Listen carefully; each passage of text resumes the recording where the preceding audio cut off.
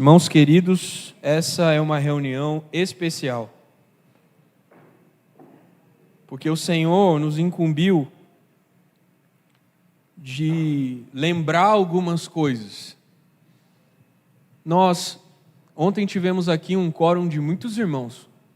Hoje nós estamos num número reduzido. As reuniões do domingo de manhã tendem a ter um número menor de irmãos. Irmãos de localidades mais distantes têm se deslocado para cá e talvez a reunião, por ser um horário mais cedo, seja difícil para eles, ou eles têm compromissos com suas famílias. Afinal, o domingo é um dia em que normalmente a gente dedica a estar e cuidar dos nossos amados.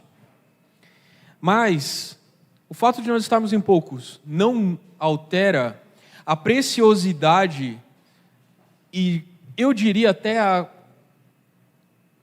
visceralidade, a crueza das palavras que a gente vai apresentar. São palavras muito necessárias e talvez soem como um trovão, mas o Senhor, em alguns momentos, precisa falar a nós com uma voz retumbante, uma voz... Tem uma outra palavra que eu não vou lembrar, mas é alguma coisa do tipo trovejante, talvez, se a gente puder adjetivar, porque nós nos esquecemos muito rápido.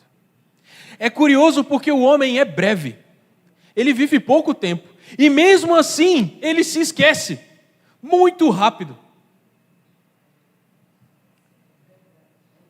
Uma palavra que o Senhor tem ministrado ao meu coração, em Esdras capítulo 3, e eu não pretendo me alongar nela. Aqueles que têm ouvidos para ouvir, ouçam. Pode ser que o Senhor nos dê a oportunidade de ministrar isso com mais profundidade em algum momento.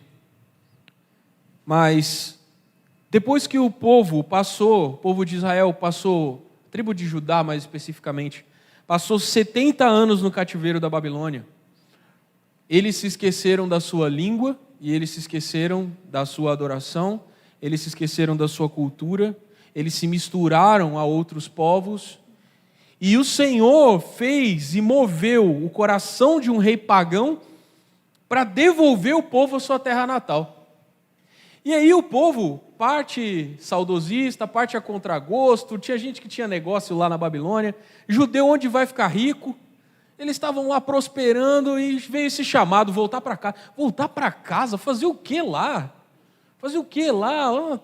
Lá a gente já apanhou um tanto, tiraram a gente de lá, a gente está rico agora.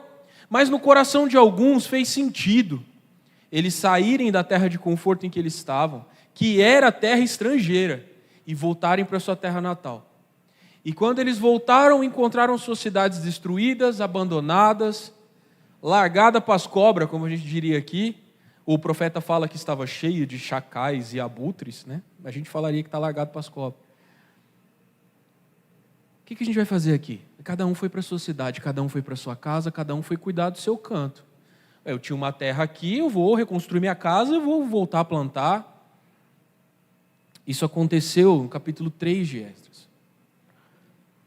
Mas passado um tempo, os irmãos podem ler, no versículo 1 diz: quando chegou o 7º mês e os filhos de Israel já estavam morando nas suas cidades, o povo se reuniu como um só homem.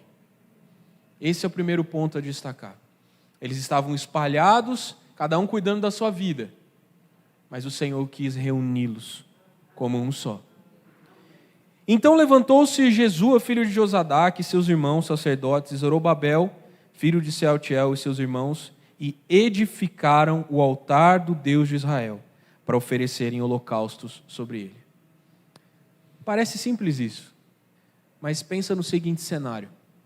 O espaço de culto deles, o templo, que era o orgulho da nação, ele era construído com pedras monumentais e todo forrado de ouro, era magnífico, era um dos grandes, como chama? As grandes edificações, uma das maravilhas daquele tempo. Nações vinham de longe para ver. Aquilo era a glória de Israel. Foi destruído a ponto de você ter que procurar onde é que estavam os alicerces. Não sobrou nada. Onde é que era que ficava? Eu acho que é, tem uma pedra aqui, eu acho que era aqui. Cava um pouco para ver se a gente acha o alicerce. Ah, não, aqui está demarcado esse lugar, aqui que ficava o altar. Nossa, mas eu pensei que era maior. Eles não sabiam nem onde estava mais os fundamentos. Eles tiveram que cavar para achar onde tinha que lançar os alicerces. Olha que situação. Era a glória de um país, era a glória de uma nação. E foi arrasado ao ponto de não se encontrar. 70 anos se passaram, não se encontrava mais os alicerces. A primeira coisa que esses homens fizeram, irmãos, foi encontrar o lugar do altar, levantar um altar e voltar a oferecer sacrifícios ao Senhor. O holocausto representa a obra de redenção de Cristo, a obra que nós recebemos pela graça. Nós, irmãos, não somos capazes de oferecer nada ao Senhor. Quem sou eu para dar algo para Deus que Ele já não tenha dado para mim? No entanto, Cristo é o nosso sacrifício a Deus. E nós oferecemos Cristo a Deus quando nós nos consagramos ao Senhor. Consagramos ao Senhor. A minha vida não é minha, a minha vida é de Cristo. Quando a gente entender que Deus nos criou e nos chamou para um propósito específico, dentro do plano dele, a nossa consagração vai ser completa e a nossa satisfação vai ser completa também, porque nenhum de nós estará feliz edificando sua própria casa e construindo sua própria família, porque Deus nos chamou para edificar a casa dele e a família dele, e nós só teremos alegria quando nós estivermos em Cristo, com a nossa família, dentro da família de Deus. Por isso que a gente fala sempre que a igreja no Guará é uma igreja para a sua família. E é uma família para você. Porque nós queremos edificar com os nossos dentro da família de Deus.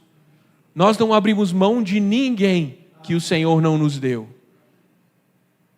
Mas nós também entendemos que não teremos satisfação enquanto a nossa consagração não for completa.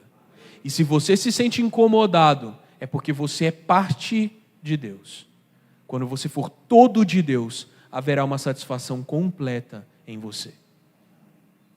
Consagre-se ao serviço.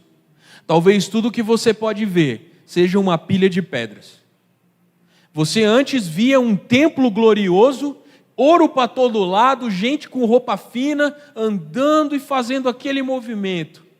Uma banda tocando direitinho, pessoas cronometradas nos seus timings, cada um sabendo o que fazer. Agora você olha e vê só uma pilha de pedras, pois eu te digo, a palavra nos afirma, Deus está sendo adorado nessa pilha de pedras. E Ele está satisfeito com o seu povo ter empilhado pedras para render-lhe o holocausto, porque Deus escolheu um lugar para edificar, e Ele está satisfeito com aqueles que se reúnem em torno do lugar que Ele escolheu.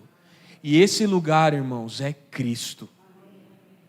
A nossa base é Cristo. Não se pode lançar outro fundamento. Nada que foi edificado fora dele prosperará. Pode até brilhar por um tempo, mas um dia sofrerá destruição. Só o que está edificado sobre Cristo permanece. Seja na nossa vida, seja na nossa família, seja na nossa igreja, seja nas igrejas de Deus, só o que é edificado sobre Cristo permanece. E 70 anos de desolação não podem fazer o nosso coração esquecer do lugar da adoração. Nós voltaremos para a casa de Deus e nós adoraremos ao Senhor segundo aquilo que Ele estabeleceu, porque Ele é bom. Eu tenho que pular essa parte, eu não tinha que estar falando sobre isso. E aí, depois que eles edificam o altar, eles celebram as festas ao Senhor. Celebraram as festas ao Senhor em torno do quê? De uma pilha de pedras, mas eram as festas do Senhor. Cercados pelos inimigos, com medo daqueles que eram contra a edificação, mas eles celebraram festa ao Senhor. Nós estamos celebrando e cada reunião nossa é uma festa ao Senhor. E nós continuaremos celebrando aqui. Todas as vezes que o Senhor nos chamar, nós continuaremos celebrando uma festa ao Senhor em torno de uma pilha de pedras que representa a obra de Cristo por nós e a nossa consagração ao Senhor. Nós não vamos nos cansar de celebrar festas. Nós somos festeiros, sim. Todo sábado, todo domingo, toda quarta-feira, toda segunda, toda sexta é festa. Vocês estão cantando o quê? Estamos cantando a vitória do nosso Cristo. Mas é só uma pilha de pedras. Você vê isso, mas Ele vê o lugar que Ele escolheu para edificar a nossa família. E um dia todas as nações verão a glória dessa casa. E aí, depois de passado mais um tempo, o trabalho do Senhor, irmãos, ele ecoa. Acerta um, depois daquele um vibra mais, daqueles ali começa a fazer uma festa mais, e aqueles lá mais começa a bagunçar mais, e de repente tem um monte de gente fazendo o quê? Cantando, Ele é bom, porque a sua misericórdia dura para sempre sobre nós. Ele é bom, porque a sua misericórdia dura para sempre sobre nós. Começa com 1, 2, 3, de repente são 10 e 50. Quantos serão os que vão cantar quando o Senhor chegar? Ele fala que quando Ele vier, talvez, Ele fala assim, será que eu vou encontrar fé na terra? Irmãos, Ele vai nos encontrar cantando. É claro que o Senhor sabe onde estamos, mas se Ele fosse nos procurar pelo som, Ele ouviria os nossos louvores para nos localizar, porque nós não pararemos de celebrar a vitória de Cristo. E aí o que eles fizeram? Contrataram trabalhadores, falaram assim, pessoal, procura os alicerces aí. Esse pessoal procurou, acharam onde é que estavam os alicerces, e eles lançaram sobre as mesmas bases que antes estavam. Eles não procuraram lugares novos, eles não acharam lugares mais nivelados, eles não foram, não, aquela montanha é mais alta, não. Se Deus escolheu o lugar, Ele vai edificar no lugar que Ele escolheu. E não importa a dificuldade, nós seremos um com o nosso Senhor. E é por isso que nós estamos fazendo essa série de mensagens no domingo de manhã. Pegaram o gancho? Nós precisamos encontrar os fundamentos antigos e edificar sobre eles. Essa série de mensagens ministradas aos domingos pela manhã, eu na verdade estou alterando um pouco a ordem das coisas aqui, nós queremos comunicar aos irmãos que o Senhor nos deu uma direção com relação à palavra, de como a palavra precisa ser ministrada a essa igreja, que o Senhor ama e quer alimentar. Vou falar do domingo primeiro, que nós trabalharemos as bases e fundamentos da nossa fé comum. Durante muitos anos, nós fomos pessoas focadas na peculiaridade, na nossa fé peculiar, naquilo que nos diferenciava dos outros filhos de Deus. A nossa fé peculiar. E ela é preciosa. Irmãos, há peculiaridades em nós que nos tornam amáveis aos olhos do Senhor. Nós somos uma igreja que compartilha, em que a palavra vem de muitos e edifica a todos. Nós cantamos os hinos quando a igreja pede, e quando a igreja não pede, a gente pede, e aí é uma reunião fluida, orgânica, há vida. Não há uma voz, há muitas. Isso dá um trabalhão para a gente, porque a gente tem que pegar o tom da música no meio, mas é graça, porque a igreja é parte da adoração. Nós vamos lutar pela organicidade do culto enquanto a gente puder. É ou não é? A igreja reina sobre os ministérios. Eles servem à igreja e não o contrário. A igreja não serve a um ministério, todos os ministérios servem à igreja. Eles existem para edificar a igreja. Então, nós que cantamos, nós que tocamos, vamos atender a igreja como nossa prioridade. Compreendem isso? Mas isso é uma peculiaridade. Nós amamos essa peculiaridade. Mas e a fé comum? Irmãos, os alicerces sobre os quais estão edificados os filhos de Deus foram lançados há 2000 anos. A igreja de Deus está vencendo desde que foi plantada. Mataram no primeiro século. Cada um que matava virava 10. Tentaram corromper no terceiro século.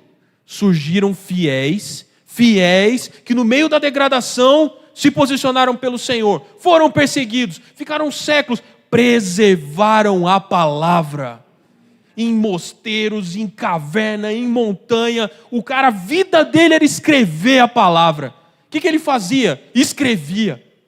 E chegou até nós uma palavra viva e pura, que se você comparar os manuscritos mais modernos, os manuscritos mais antigos, um I e um J ficou diferente, porque a letra do cara era feia. Só por isso, o Senhor, o Espírito Santo, Deus preservou a sua palavra pura. E sabe o que aconteceu? Na época da reforma, aquele maluco do Martinho Lutero falou assim: eu não quero Bíblia em latim, eu quero que cada alemão saiba ler a Bíblia na sua própria língua. Traduziu, arrumou um corpo de Bíblia em alemão. Aí o cara lá já sei, em inglês também tem que ter, Bíblia em inglês. E o João Ferreira de Almeida não sabia, estudou os idiomas para poder traduzir a Bíblia.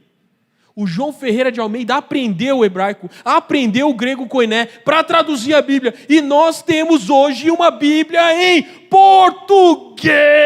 E a gente pode ler isso aqui sem precisar do esforço de aprender grego.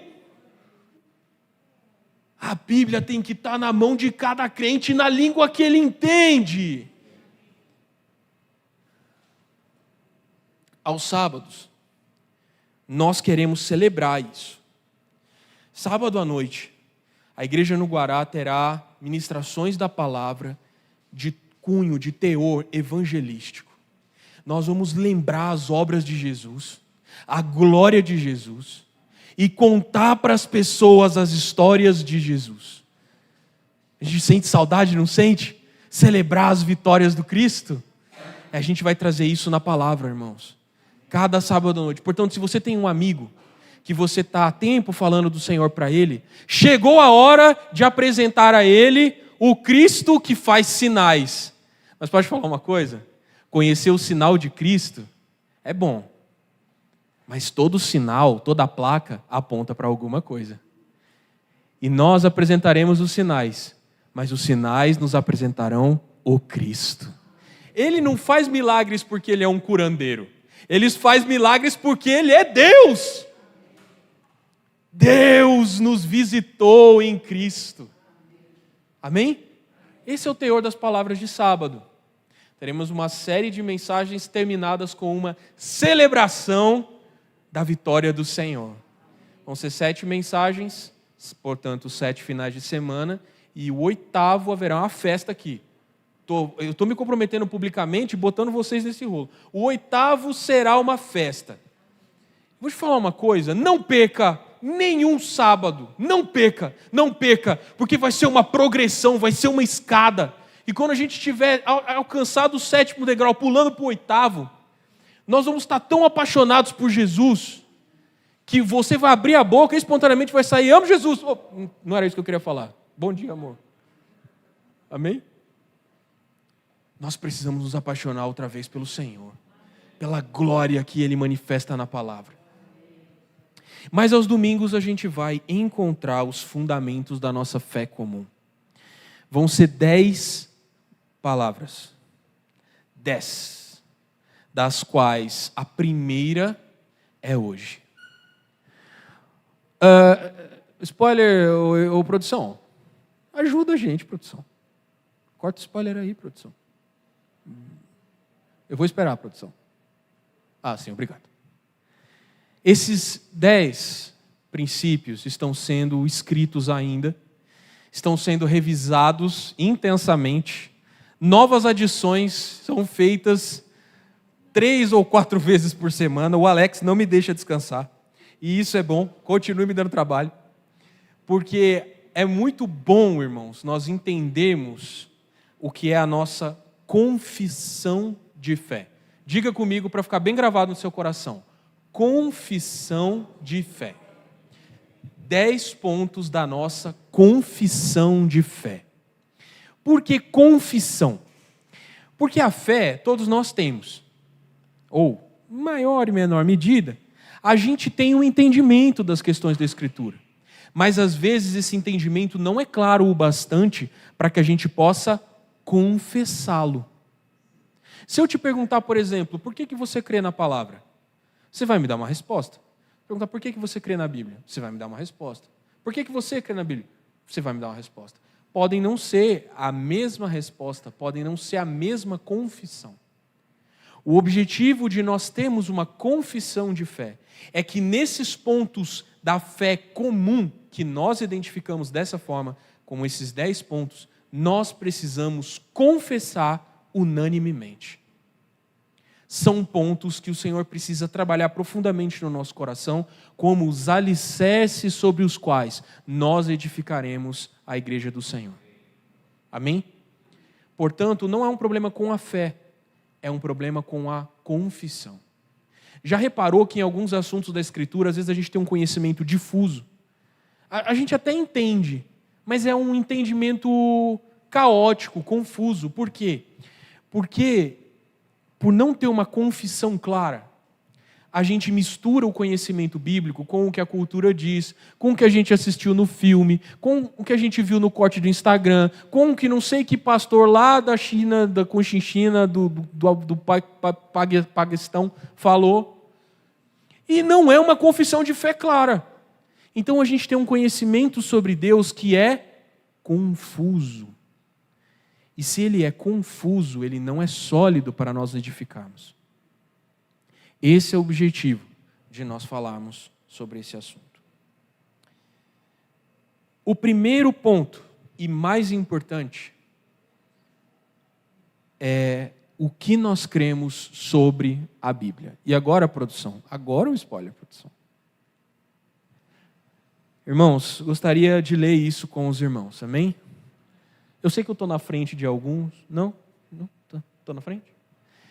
Cremos na Bíblia Sagrada como a revelação de Deus suficiente, inerrante, clara e de autoridade completa, divinamente inspirada em sua língua original pelo Espírito Santo e escrita por homens santos e fiéis.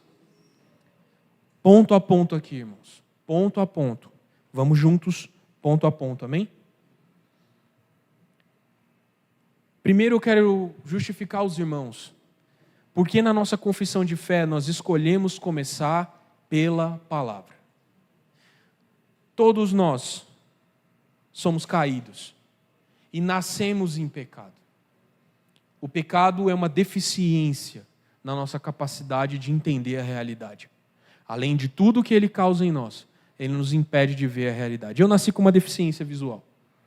Ao longo da minha história, essa deficiência foi se amplificando.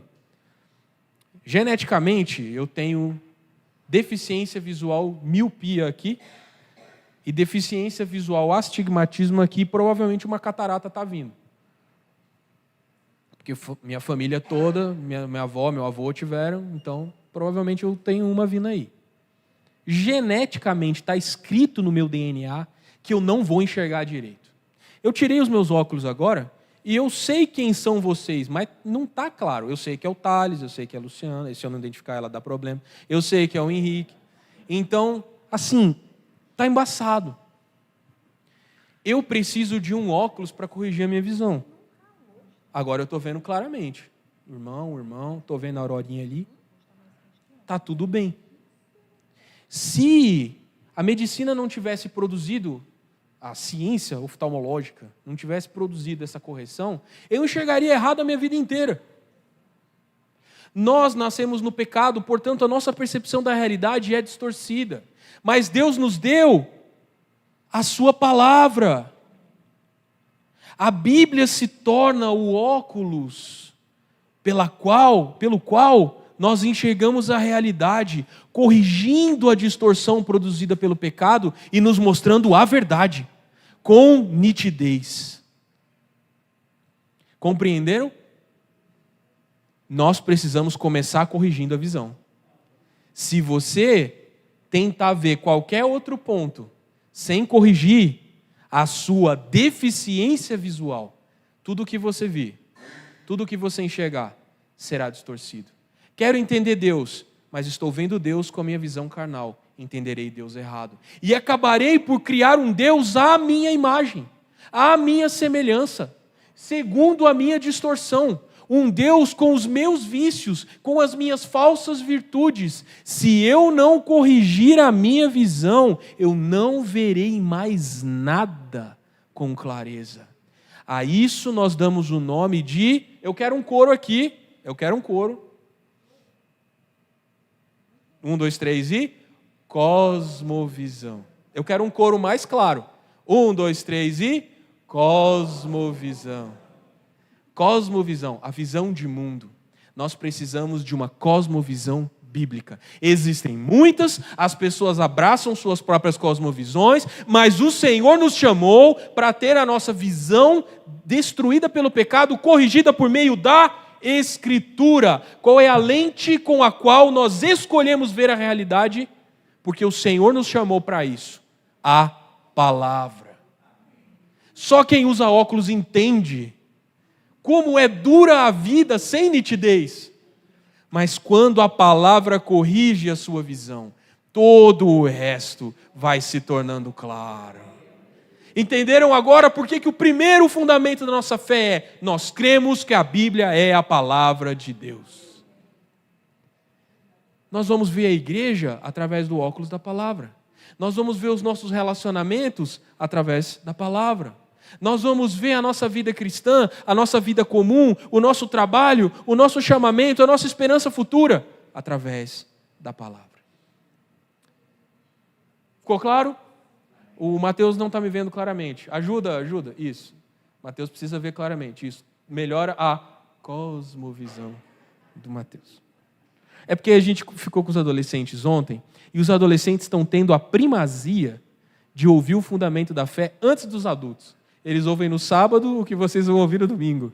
Então foi muito divertido ontem a gente falando sobre cosmovisão. Mas, segundo ponto. Se eu esqueci de alguma coisa. Sim. Eu vou falar disso depois. Vamos lá. Segundo ponto. A Bíblia é suficiente. Os irmãos vão ter acesso a esse texto com os versículos base. Estão vendo que tem uns numerozinhos aqui? Esses numerozinhos remetem aos versículos na própria palavra, que testemunham o que nós estamos falando, para que não fique no gogó do Davi, mas que fique fundamentado na Escritura. Nós entendemos a Bíblia como a revelação de Deus. Eu tinha uma caixinha. Joga para mim aquela caixinha ali, por favor. Thales. Pode jogar. Essa aí. Vamos ver se está bom, vai. Tá funcionando. Essa é uma caixinha. Vocês estão vendo a caixinha? Todos podem ver a caixinha? É uma caixinha que está escrito assim: proteja o planeta, canudo reutilizável em silicone. O que tem aqui dentro? Não, vocês não podem falar, vocês já sabem. Aqui dentro poderia ter chiclete. Né? Poderia ter chiclete. Poderia ter um canudo, que é uma caixinha de canudo. Poderia ter balinha. Mas vocês me conhecem, meu vício é conhecido de todos. Eu sou um colecionador de paletas. Então aqui tem paletas de várias cores e tamanhos. Algumas foram presentes. Esse aqui eu ganhei do Diego, esse aqui eu ganhei do PG. São presentes. As do Mateus estão aqui agora. O Mateus me deu uma coleção de paleta de rock. Muito bom. Tinha umas caveiras, um negócio assim. Aí, pensa assim, irmãos. Vocês viam a caixa. Não viam? Mas vocês não sabiam o que tinha dentro. Não é? Mas vocês conseguiam saber que tinha alguma coisa aqui dentro. Enquanto eu não revelasse o conteúdo, vocês não poderiam ver. Irmãos, isso é revelação. As paletas já estavam aqui, não estavam? Não surgiram do nada. Mas, enquanto eu não revelei, não ficou claro. Deus está no universo, mas os homens não podem vê-lo até que ele se revele. Como que Deus se revelou? A revelação perfeita de Deus, irmãos, é Cristo. Diga, a revelação perfeita de Deus é Cristo. Quer saber como Deus é? Olha para Jesus. Mas Jesus limitou-se ao tempo e ao espaço. E ao morrer e ressuscitar, ele se tornou invisível. Ele retornou ao Pai. e a condição de invisibilidade que ele tinha no princípio. Como que a gente vai ver Deus? Ele escolheu se revelar a nós em um livro. Irmãos, você não pode criar um Deus segundo a sua própria concepção. Se você quer conhecer o Senhor, vá onde Ele escreveu a respeito dele mesmo. Onde Ele descreveu tudo o que Ele é, tudo o que Ele tem e tudo o que Ele faz. A palavra é a revelação de Deus. Deus já está aí. Mas quando nós vamos à palavra, Ele é revelado a nós. A gente usa muito mal essa palavra. A gente acha que receber uma revelação é ter um flash na mente e ver alguma coisa que não existia. Não, revelação é saber alguma coisa que já estava lá. Já está lá, Deus já está lá, a verdade já está lá. Você tem que abrir aonde ela está escondida. E onde ela está escondida?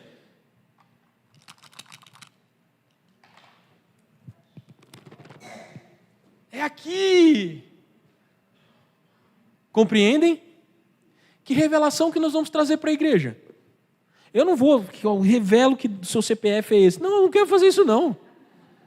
Para que eu vou fazer isso? Onde que se edifica a igreja? Se edifica o profeta, faz as pessoas acreditarem no profeta. Eu não quero fazer isso. A edificação da igreja vem quando a palavra é aberta para os irmãos. Revelação é aqui. Essa é a revelação de Deus. E sabe por que é legal estar num livro? Você está pensando, por que num livro, né? Não podia ser uma tábua de pedra, não podia ser um anjo que passasse cantando. Tinha de ter tanto jeito que podia ser. Podia vir o download da nuvem espiritual, revelação, tipo Matrix, né? Plugou, aprendeu Kung Fu. Não é isso. Deus escolheu um livro porque o livro é escrito numa língua, numa linguagem, e pode ser traduzido para várias outras. Então, se Deus falasse só em hebraico, a gente ia ter que aprender hebraico para falar com Ele. Mas Deus falou em hebraico, falou em grego koiné, falou em aramaico, isso pode ser traduzido para português. E mais do que isso, pode ser traduzido em várias linguagens. Eu estou usando a NAA, que é uma linguagem atualizada, corrigida das deficiências que a RA tinha, mas que conserva o estilo. Especialmente Salmos. Pô, Salmo ficou elegante, ficou bonito, tem rima, tem uma métrica, os caras traduziram com primor.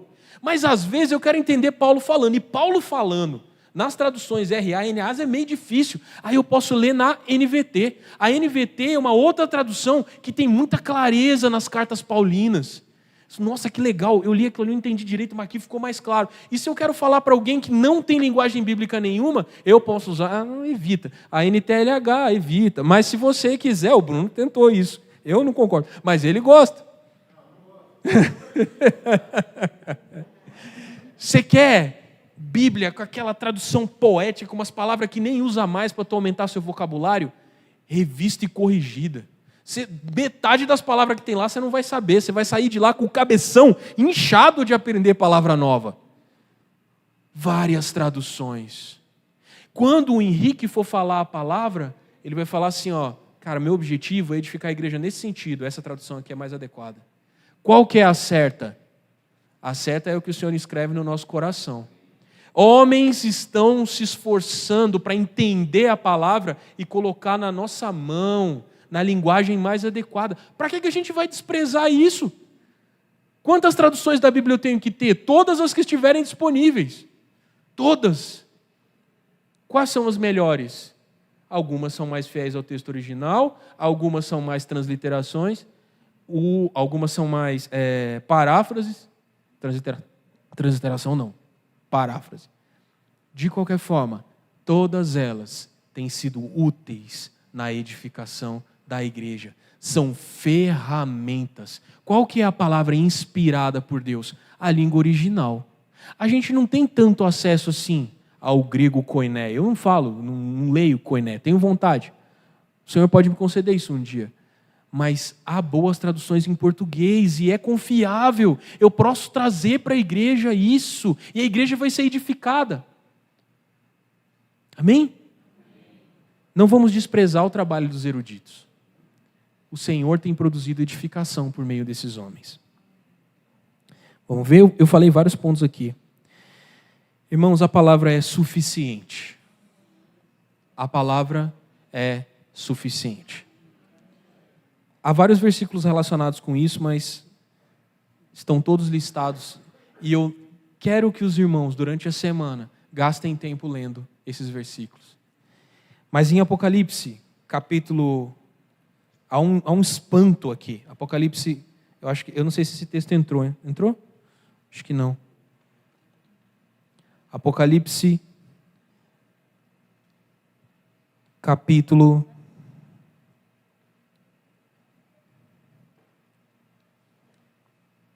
Apocalipse capítulo 22, versículo 18, diz: Eu, a todo aquele que ouve as palavras da profecia deste livro, testifico. Se alguém lhes fizer qualquer acréscimo, Deus lhe acrescentará os flagelos escritos neste livro. E se alguém tirar qualquer coisa das palavras do livro desta profecia, Deus tirará a sua parte da árvore da vida, da cidade santa e das coisas que estão escritas nesse livro. Essa é uma advertência muito séria, especialmente para nós que pregamos. Não acrescente do seu próprio coração nada que a palavra não diz. E não retire nada do que ela ensina. A palavra, irmãos, como é? Ela é suficiente. Nela nós temos tudo o que nós precisamos para a nossa salvação. Depois nós dizemos e declaramos que a Bíblia é inerrante. A Bíblia é inerrante. Ela é completamente coerente internamente. Não há erros na Bíblia. E até aquelas coisas que parecem divergir apontam, na verdade, para a sua autenticidade. A Bíblia é inerrante. E uma vez que você abale esse pilar no seu coração, a sua vida cristã começará a ruir. Não duvide, amém? Não duvide da palavra. Entenda que se há algum erro, somos nós que cometemos. Nós pregadores, nós intérpretes, podemos errar, mas a palavra não erra. E o que ela ensina é a verdade. Por isso estimulo todos os irmãos a confrontar o que é pregado nesse púlpito com a palavra. Leiam a palavra, conheçam a palavra e comparem tudo o que nós falarmos com a palavra, para que vocês estejam sempre seguros do que vocês creem. Amém? Nós não temos medo de confronto. Nós temos medo de não edificar a igreja por estar acrescentando à palavra algo que ela não diz e estar retirando da palavra algo que ela diz. A igreja precisa cuidar de nós. A igreja precisa ajudar os presbíteros e diáconos a pregar a palavra com clareza. Sejam maduros na palavra. Confrontem, leiam. Não tenham medo da maturidade, irmãos. Crescer dói. Mas crescer é a vontade de Deus para nós. E o crescimento está em conhecer a palavra de Deus. Outro ponto, a Bíblia é clara. A regra, Tino, é clara. A Bíblia é clara. Muitas pessoas dizem que a Bíblia é um livro difícil, que não pode ser entendido. Isso é mentira do diabo. E só o diabo poderia contar uma mentira como essa, e só os filhos do diabo poderiam acreditar nessa mentira. Ah, não entendo a Bíblia. Pega a Bíblia e leia. Comece em Gênesis capítulo 1, versículo 1 e vai até o final. As perguntas que surgem no início são respondidas no meio, as perguntas do meio são respondidas no final, e muitas coisas que parecem abertas no final estavam, na verdade, explícitas no começo. A Bíblia é um livro coerente e que explica a si mesmo. Ela é clara. E a clareza dela pode produzir clareza em nós. Quanto mais você lê e aprende a palavra, mais clara é a sua visão a respeito de Deus. A Bíblia é a autoridade completa na igreja. Em toda disputa que houver, em toda diferença de pensamento que houver, há um juiz, há uma juíza na Suprema Corte. É a palavra de Deus. O que ela diz a respeito disso? é isso, nós vamos seguir. Mas a minha ideia é muito boa, mas a palavra não apoia. O que nós vamos fazer? Palavra. Quando houver uma disputa, sempre a palavra vencerá. A autoridade da palavra é completa para criar, sustentar e destruir universos. Já pararam para pensar que a palavra de Deus criou o universo?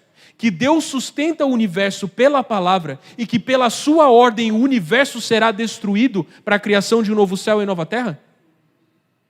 Se a palavra pode criar um universo, sustentar um universo, destruir um universo e recriá-lo, ela pode criar uma igreja, sustentar uma igreja, destruir o que for preciso e reconstruir o que for preciso.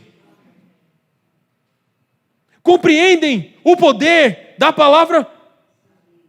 A autoridade da palavra. Glória a Deus por isso. O último ponto, a Bíblia foi escrita, divinamente inspirada em sua língua original. É o penúltimo ponto, escrita por homens fiéis. Deus usou muitos homens para escrever a Bíblia.